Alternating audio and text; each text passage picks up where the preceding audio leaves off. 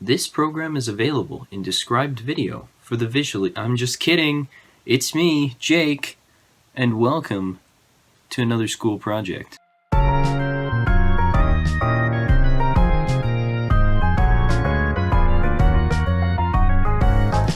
Today, we are talking about the relevancy of public broadcasting in the modern age, of course, the now. How much public broadcasting do you consume?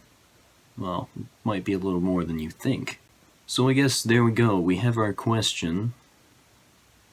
Is public broadcasting still relevant?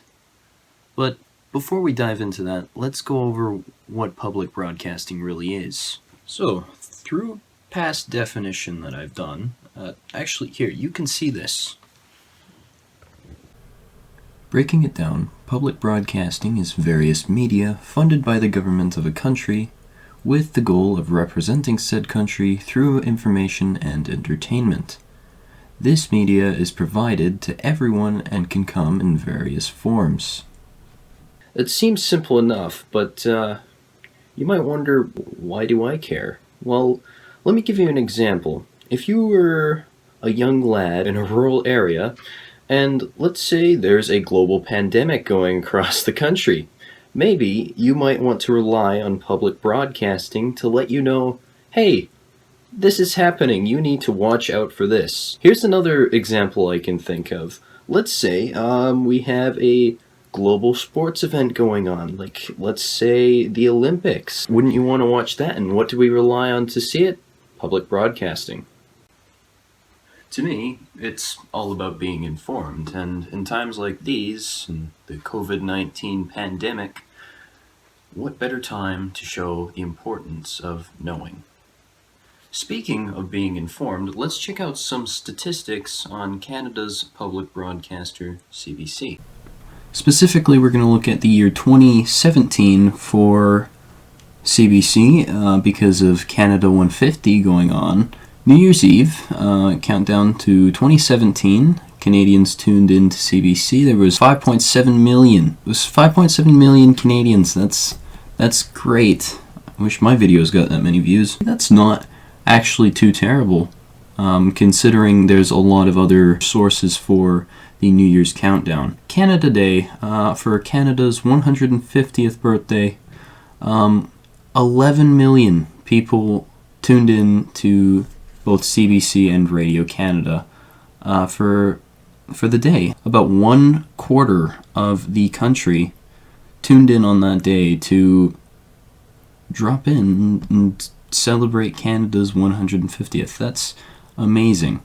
We also have social media, 3 million, 3.4 well, not specifically, but and next up we look at CBC and Radio Canada with 2.8 million page views, which isn't as staggering as the other numbers, and the social media presence could also be a lot larger, but at this point you can see they're starting to grow on a more online presence as well, not just being radio and television. Cool, statistics, we get it. Anyways, something else cool, I did my own look into statistics. I did my own poll with my own community. It's a very select group of people. Just one question. Do you watch your local public broadcaster in any sense, in any media? Are they involved? And the results kind of surprised me. I'll put them up here right now. It's a 21-to-1 ratio of people watching their local public broadcaster. It astounded me because I polled people young and old. The majority were young, my age, and then, young people actually stay up to date with the news in my community's sense. So I guess that supports the fact that, public broadcasting is still rather relevant, even when it comes to a young audience. And seeing that we're having a larger, younger audience as well, still involved with their local public broadcaster, we can also take a look at how public broadcasting is being modernized and also has been modernized already. CBC, for example, actually has its own website and so many branches to look at. Like, just look at all of them. There's a whole bunch of stuff. They've got kids stuff, they've got radio stuff, they've got TV, they've got a lot of stuff going on, but you can all bring it together with their website.